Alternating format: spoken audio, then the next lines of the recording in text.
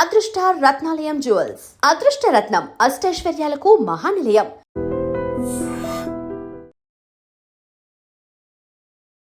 నమస్కారం, welcome to I dream. ధర్మ మార్గం విత్ విజిత కార్యక్రమానికి స్వాగతం.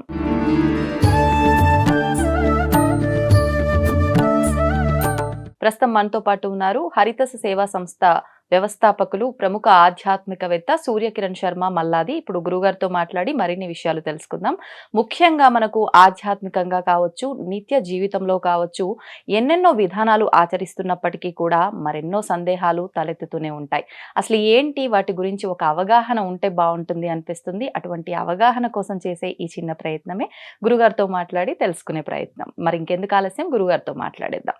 నమస్కారం గురుగారు. శ్రీరామరక్ష. మనకి సంక్రాంతి రాబోతుంది. సంక్రాంతి అనగానే మనం 3 రోజులుగా జరుపుకునే పండగ. కానీ వాస్తవానికి 4 రోజులు కూడా జరుపుకుంటారు. ముక్కనుమ కూడా అని అంటూ ఉంటారు. దీన్ని పెద్దల పండుగ అంటారు. ఒక్కొక్క ప్రాంతంలో ఒక్కొక్క రకంగా జరుపుకుంటారు.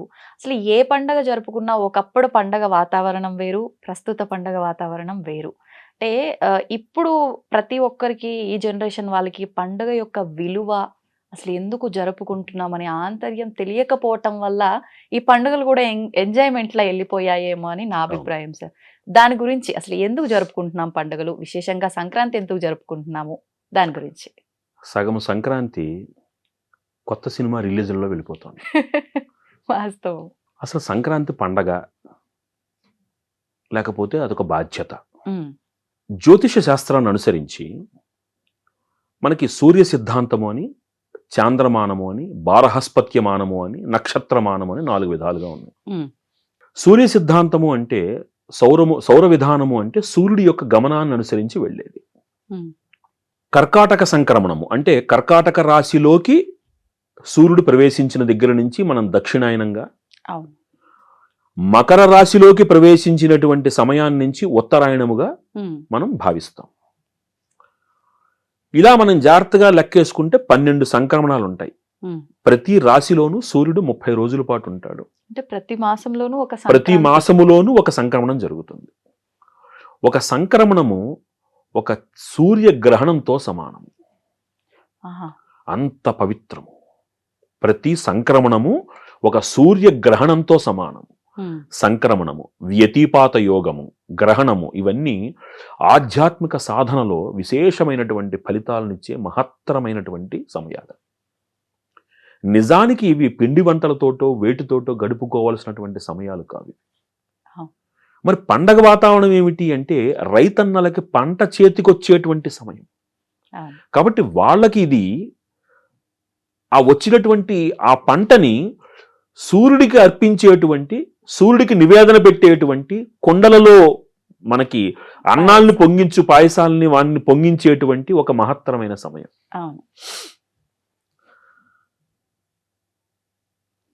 సనాతన ధర్మము ఎప్పుడూ కూడా ప్రకృతిని ప్రాధాన్యంగా చేసుకునే జీవిస్తుంది. ఒక పంటకి ఆధారము వర్షము.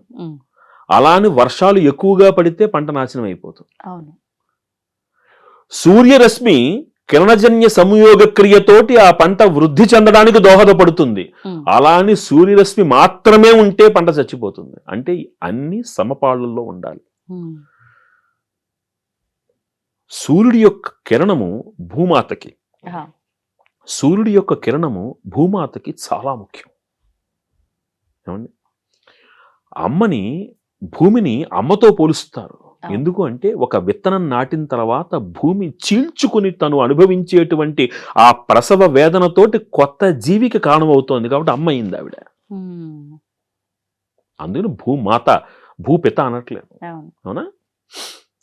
అలాంటి సూర్యుడు ఆ పంట చేతికి రావడానికి కారణమైనటువంటి వాడు సూర్యుడు. ఆ సమయంలో సౌర ప్రభావం తక్కువ ఉండడం వలన కలిగినటువంటి వర్షాధారం వలన కలిగినటువంటి పంట చేతికి వచ్చినప్పుడు ఆ సూర్యుడికి నివేదన పెట్టడము మన ధర్మముగా, వాళ్ళందరూ చేతికొచ్చిన పంటని మళ్ళీ భగవంతుడికి గొప్పతనం, మన గొప్పతనం. ఎందుకంటే ఇప్పుడు మీరు ఒక షూటింగ్ చేశారు, దీనివల్ల నేను ఒక మంచి మాటలు చెప్పగలిగాను.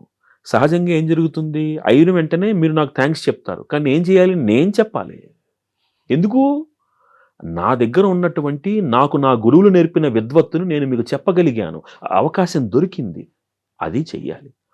ఇవ్వడములో ఉండేటువంటి ఆనందాన్ని మనం అందుకుంటున్నాం. అక్కడ సూర్యుడికి మళ్ళీ ఇస్తున్నాం, నివేదన పెడుతున్నాం. మామి తినవయ్యా, నీ అనుగ్రహం అయ్యా ఈ పంట మాకు.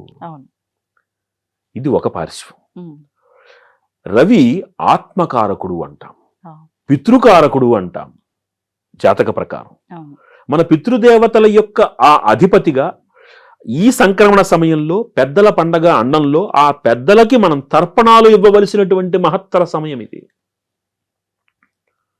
వారి వారి అర్హతలను అనుసరించి ఆ పండగ రోజున ఆ పండగ సమయములో పెద్దవాళ్ళకి తర్పణాలు ఇవ్వడం అనేటువంటిది ఒక పద్ధతి. అది చెయ్యాలి. మనం పిండి వంటలు వండుకొని మనం మృష్టాన్న భోజనం చేయమని చెప్పాలా, ముందు పెద్దవాళ్ళకి తర్పణాలు వదలాలి. అక్కడ ఆ సంక్రమణ సమయంలో జప తపాదులు అనుష్ఠానాదులు చేసుకోవడం వల్ల సూర్యుడి ప్రభావం మన మీద పడి మనలో మంత్ర చైతన్యం కలుగుతుంది అనేది ఒక వాదన. ఇన్ని విధాలుగా ఈ పండగను జరపాలి. ముగ్గుల లోగిళ్లతోటి ఇంటికి హరిదాసులు వస్తారు, డూడు బసవన్నలు వస్తారు. ఆ ప్రాంతం అంతా కూడా పచ్చదనంతో కలకల్లాడాలి. ఇప్పుడంటే బంతి పువ్వుల మాలలు కడుతున్నారు, దానివల్ల ఉపయోగం శూన్యం. మామిడాకు తోరణాలు కట్టాలి. ఎందుకు? అందులో ఉండేటువంటి ఒక కెమికల్ రియాక్షన్ నెగటివ్ ఎనర్జీని లోపలికి రానివ్వదు.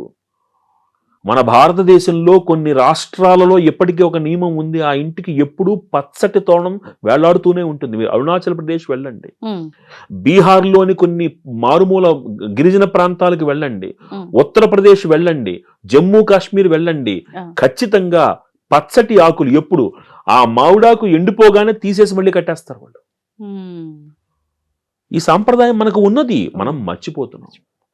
అలంకార తోరణాలు కూడా ప్లాస్టిక్ వి, క్లాత్ వి ఇవి పెట్టుకుంటున్నాం, దొలపడానికి వీలుగాను. అంటే అన్ని మనకు సులభం అయిపోతుంది, కానీ అసలైన పంట అవే తెచ్చి పెడుతున్నాయి తెలియకుండా. ఏమండి, ఈ శాస్త్రములో దాని వెనకాల ఒక రకమైనటువంటి మానసిక విజ్ఞానం ఉంది. అది అర్థం చేసుకుంటే ఆ పండగ వాతావరణంలో ఉన్నటువంటి ఆంతర్యం.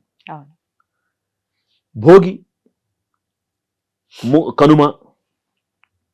కనుమ నాడు కాకి కూడా కదలదు అంటారు. దీని వెనకాల ఆంతర్యం ఏమిటి? బంధువులందరూ సంక్రాంతికి ఇంటికి వచ్చి ఆ పిండి వంటలు ఏవో పొద్దుటి నుంచి చక్కగా వాళ్ళందరూ అనుకున్న ధర్మానుష్ఠానాలన్నీ చేసుకుని సాయంకాలం పిండి వంటలతోటి చక్కగా భోజనాలు చేసి తర్వాత రోజు ఉదయమే బయలుదేరిపోతే ఆరోగ్యం ఉంటుందా? అందుకని కనుమ నాడు కాకి కూడా కదలదు అంటే ఈ తిన్నటువంటి ఆ ఆహారము జీర్ణమై చక్కగా ఆనందంగా అందరూ కలిసి శరీరము స్థిరపడి మళ్ళీ తదుపరి కార్యక్రమానికి ఉద్యుక్తులయ్యేటందుకు గాను కనుమ నాడు ఎక్కడికి వెళ్ళకూడదు, అక్కడే ఉండాలి అన్న నియమం పెట్టారు. అంటే ఒకవేళ వెళ్తే మళ్ళీ ఇంకొక ప్రయాణం చేయవలసి వస్తుంది అని శాస్త్రం. ఇది ఈ శాస్త్ర నియమం మనకి నవమి తిథికి కనబడుతోంది. మనకి నవమి నాడు అందుకే ప్రయాణం చేయకూడదు. మీరు వెళ్ళిన దగ్గర నుంచి 9వ రోజు ప్రయాణం చేయకూడదు. మీరు వెళ్ళిన దగ్గర నుంచి 9వ రోజు ప్రయాణము కూడదు, నవమి తిథి ప్రయాణము కూడదు. ఎందుకంటే మళ్ళీ ప్రయాణం చేయాల్సి వస్తుంది అక్కడ. ఈ 9వ రోజు ప్రయాణం అనేది కొన్నిసార్లు వింటూ ఉంటాం సార్, కానీ ఇది మనం ఎక్కడి నుంచి వచ్చామో అక్కడికి మళ్ళీ వెళ్ళకూడదా, ఎక్కడికి వెళ్ళకూడదా? అసలు 9వ రోజు ప్రయాణమే కూడదు. ఓకే, కానీ చాలా మంది ఆచరిస్తున్నది మేము ఇక్కడ నుంచి వచ్చాం కాబట్టి ఇక్కడికి వెళ్ళొద్దు, అక్కడికి వెళ్ళొచ్చు. మీరు వచ్చిన దగ్గర నుంచి 9వ రోజు ప్రయాణం ఇంకొక ప్రయాణానికి హేతు అవుతుంది. నవమి తిథి ప్రయాణము, నవమి కార్యారంభము అదే పని మళ్ళీ చేయాల్సి వస్తుంది. మనకి ముహూర్త దర్పణం చెప్తున్నటువంటి నియమాలు ఇవన్నీ. కాబట్టి అలా కనుమ నాడు బయటికి వెళ్లకుండా వాళ్ళందరూ చక్కగా ఆరోగ్యంగా ఉండడానికి ఆ మార్పుని, అప్పటిదాకా లేని మార్పుని. ఇంకొకటి ఇదేమవుతుందంటే ఋతువులు మారేటువంటి సమయాన్ని మనం యమదంష్ట్రకాలము అంటాం. అప్పుడు ప్రచండమైనటువంటి ప్రబలమైనటువంటి వ్యాధులు శరీరాన్ని ఆకర్షించే ప్రమాదం ఉంటుంది. కాబట్టి అక్కడ చాలా జాగ్రత్తగా ఉండాలి. అలా అని పండగ చేసుకోవడం ఆపలేం. పండగ చేసుకున్న తర్వాత కూడా ఆరోగ్యంగా ఉండాలి. అందుకని ప్రయాణాలను నియంత్రిస్తూ తర్వాత రోజుకి మార్చడం జరిగింది. మీరన్నట్లు ప్రయాణాలు మాత్రం కొన్ని సందర్భాల్లో కూడదు, కానీ కనుమలు కూడా ఇంకా మనకి ఏడాది కాలంలో ఇంకా కొన్ని కనుమలు చాలా వస్తాయి మనకి. అంటే అన్ని కనుమలకి ఇది వర్తించదు, ఈ కనుమకి మాత్రమే వర్తిస్తుంది. అన్ని సమయాలకి వర్తిస్తుందని చెప్పేవాళ్ళు లేకపోలేదు, కానీ మా గురువు గారు మాకు అందించిన వివరం ప్రకారం ఇది అన్ని కనుమలకి వర్తించదు. ఈ సంక్రాంతి పెదప కనుమలోకి మాత్రమే ఇది వర్తిస్తుంది ప్రయాణం నియమము అనేది. ఉమ్, నవమి తిథికి వర్తిస్తుంది. ఆ. అది ఆ జాగ్రత్త తీసుకోవాలి మనిషి. అలా. ఉమ్. సో ఇప్పుడు అప్పుడు పెద్దవాళ్ళకి మనం ఉమ్, తర్పణాలు, పెద్దవాళ్ళ పేరు మీద ఉమ్, ఆ, బ్రాహ్మలకి స్వయంపాక స్వయంపాక దానాలు ఇలాంటివి చేస్తూ వాళ్ళని స్మరించుకోవలసినటువంటి పర్వదినం సంక్రాంతి పర్వదినం. ఉమ్, సంక్రాంతినే సంక్రమణము అంటాము. ఆ క్షణం నుంచి మనకి ఉత్తరాయణం ప్రారంభమవుతుంది. అవును ఉత్తరాయణ పుణ్యకాలంలో సూర్య ప్రాధాన్యమైనటువంటి కాలం వస్తుంది. వస్తుంది. దక్షిణాయన పుణ్యకాలంలో చంద్ర ప్రాధాన్య కాలము, రాత్రి సమయం ఎక్కువ ఉంటుంది. ఉమ్, ఉత్తరాయణ పుణ్యకాలంలో పగటి కాలం ఎక్కువ ఉంటుంది. అవును తర్వాత మహత్తరమైనటువంటి మాఘ వైశాఖ మాసముల వంటి విశిష్ట మాసములు వస్తాయి. అనుష్ఠానాది కార్యక్రమాలకి సత్కార్య నిర్వహణకు ఉపయోగపడతాయి. ఉమ్, కాబట్టి దానిని రవి బలంతో మనం స్వాగతించాల్సినటువంటి మహత్తర పుణ్యకాలము సంక్రమణము. ఆ. అంతేగాని కోళ్ల పందాలకి, ఎద్దుల పందాలకి, సినిమాలకి సమయాన్ని తగలేయకూడదు మనం. మరి గాలిపటాలకి గాలిపటాలు మనకు కావుగా, ఆ పండగే మంది కాదు. ఆ గాలిపటాలు ఈ పురాతన కాలంలో గాలిపటాల్లాగా ఆడుకుంటే పర్వాలేదు. ఉమ్, పాపం ఇప్పుడు ఈ మాంజాలు వచ్చిన తర్వాత పాపం పక్షులు ఎగడానికి కూడా అవకాశం లేకుండా పోతున్నాయి. అదేం పైశాచికత్వమో అర్థం కాదు. అలాంటివన్నీ కూడవు. ఉమ్, జాగ్రత్తగా ఆనందంగా చేసుకోండి. అవును అతి దారుణకరమైనటువంటి విషయం ఏమిటంటే హైదరాబాద్ లోనే పాత బస్తీలో ఈ మాంజా తగిలి గొంతు కోసుకుపోయి చిన్న పిల్లవాడు మరణించాడట. ఆ, అది ఎంత నిర్హేతుకమైనటువంటి విషయం. అవును ఖచ్చితంగా ఈ గాలిపటాలు ఎగరవేసే దాంట్లో చాలా మంది ఇబ్బంది పడ్డారు. ఇప్పుడు మీరు పోలీసులు ఆ. కూడా ఒక డ్రైవ్ చేస్తున్నారు కదా, కంఠానికి మీరు క్లాత్ కట్టుకునే వెళ్ళండి మీరు ఈ టైంలో అని చెప్పి. అవును అసలు అలాంటి పరిస్థితి ఎందుకు? ఆ మాంజాలు అనేటువంటి ఆ గ్లాసులతోటి తయారు, గాజు పిండితో తయారు చేయడం ఎందుకు అవన్నీ? సరే మీరు అన్నట్టు మనమైతే జాగ్రత్త పడతాం. ఆ మాత్రం ఆ జ్ఞానం ఉంది, అవును. ఇస్తున్నారు కాబట్టి. అవును, పాపం పక్షుల పరిస్థితి నిజంగా మనం చూశారు కదా, ఆ. 8 పౌరాళ్ళు కోలబడిపోయాట పాపం. అవును ఒక జీవిని చంపి మనం తీసుకునే ఆనందం ఎంతవరకు సబబు? అవును పండగని పండగలాగా, నీ పండగ నీకు ఎంత ఆనందమో నీ పక్కవాడికి కూడా అంతే ఆనందాన్ని ఇవ్వాలి. అంతే అంతే. అప్పుడే అది పండగ అవుతుంది. ఉమ్, వాడు అక్కడ కన్నీళ్లు పెట్టుకుంటున్నప్పుడు నువ్వు నవ్వితే అదే పండగ ఎందుకు అవుతుంది? ఉమ్, అవును అలాంటి పరిస్థితి రాకూడదు మనకి. అంతే. కాబట్టి అందరూ సుహృద్భావంతో, రైతన్నలు పండించినటువంటి పంటతోటి, సూర్యుడికి వేసేటువంటి ఆ నివేదనతోటి, సూర్యుడికి ఇస్తున్నటువంటి అర్ఘ్యప్రదానంతో, అవును పెద్దవాళ్ళకి ఇస్తున్నటువంటి తర్పణంతో, పెద్దవాళ్ల పేరు మీద ఇస్తున్నటువంటి స్వయంపాకాలతోటి, ఉమ్, పిండి వంటలు, ఇంట్లో చేసుకున్న పిండి వంటలను మృష్టంగా చక్కగా భుజిస్తూ అవును అందరూ కలిసి ఆనందంగా గడపండి. అంతే. సినిమాకి వెళ్ళి అరుపులు కేకలు వేయడం ఎందుకు అవన్నీ? ఇప్పుడు అవును అవన్నీ సదాచారములు అవన్నీ లేవు. కావు. ఆచారం మళ్ళీ- ఇది సంక్రాంతి పూర్తిగా ఆచార హేతువైనటువంటి జీవన విధానం. ఉమ్.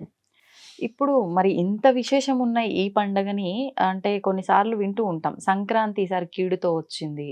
కొన్ని అంటే నేను విన్నంత వరకు ఒక్క కొడుకున్న వాళ్ళకి ఈ రకంగా, ఒక్క కూతురున్న వాళ్ళకి ఈ రకంగా, అంటే సంక్రాంతి ముందు మూఢముంది, కొన్ని రోజులు శుభకార్యాలు కూడదు అని చెప్పేసరికి ఇంకా సంక్రాంతి కూడా కీడు పండగ అని చెప్పి కొంతమంది డిసైడ్ చేస్తున్నారు. ఇది ఎంతవరకు నిజం సార్? ప్రతి సంక్రాంతి పురుషుడికి ఒక లక్షణంతో వస్తాడు. ఉమ్, అతను ప్రవేశించేటువంటి సమయము నక్షత్రాన్ని అనుసరించి ప్రతి సంక్రాంతి పురుషుడు ఒక లక్షణంతో వస్తాడు. ఉమ్, ఇప్పుడు ఎలా ఉంటుందంటే, ఈ రాశి వారికి ఈ సంవత్సరం రాజపూజ్యం ఇది, అవమానం ఎంత అనగానే రేపొద్దు నుంచి వాడు ఇంట్లో రేపటి నుంచి అందరూ నన్ను తిడతారు, నాకు అవమానం ఎక్కువగా ఉందని భావిస్తాడు వాడు. అవును.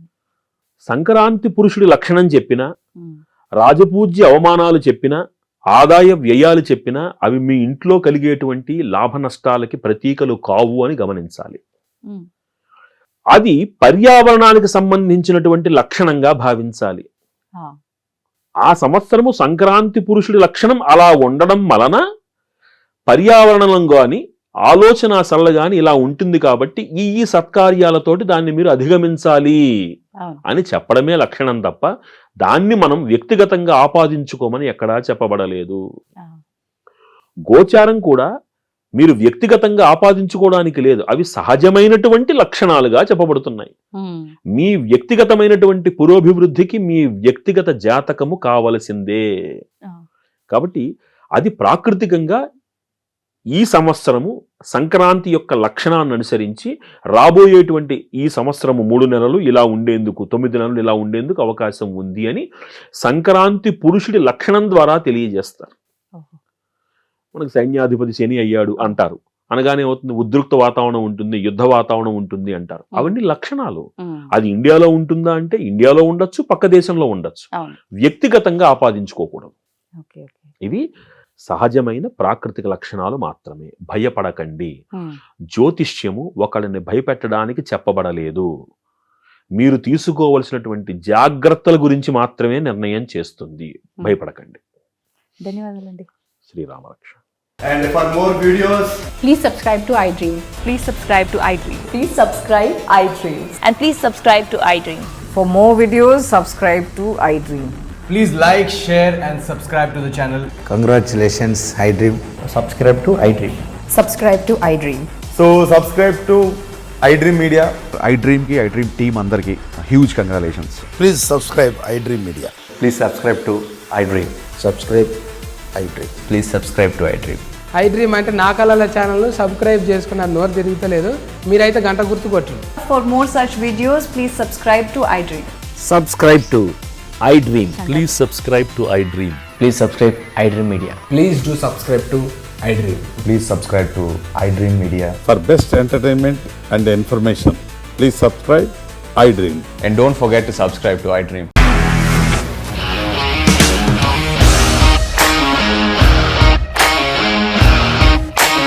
ఇండస్ట్రీలో కమిట్మెంట్ ఇష్యూస్ వస్తే నీకు కూడా వచ్చినట్టు. మార్నింగ్ తీసుకెళ్ళాలంటే కొట్టి పడేస్తాడు.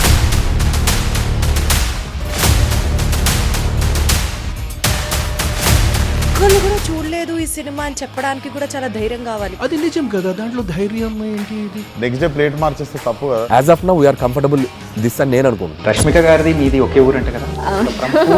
నీకు కోపం వచ్చిందంటే బాగా తిట్టేత్తరా? తిట్టేద్దామండి. నిజంగా గేమ్ ని ఎలా చేంజ్ చేయగలిగారు? APSFC వాళ్ళకి 6 నెలల్లో నేను 6 లక్షలు కట్టా. బిజినెస్ చేయాలనుకుంటే it is as difficult as riding a tiger.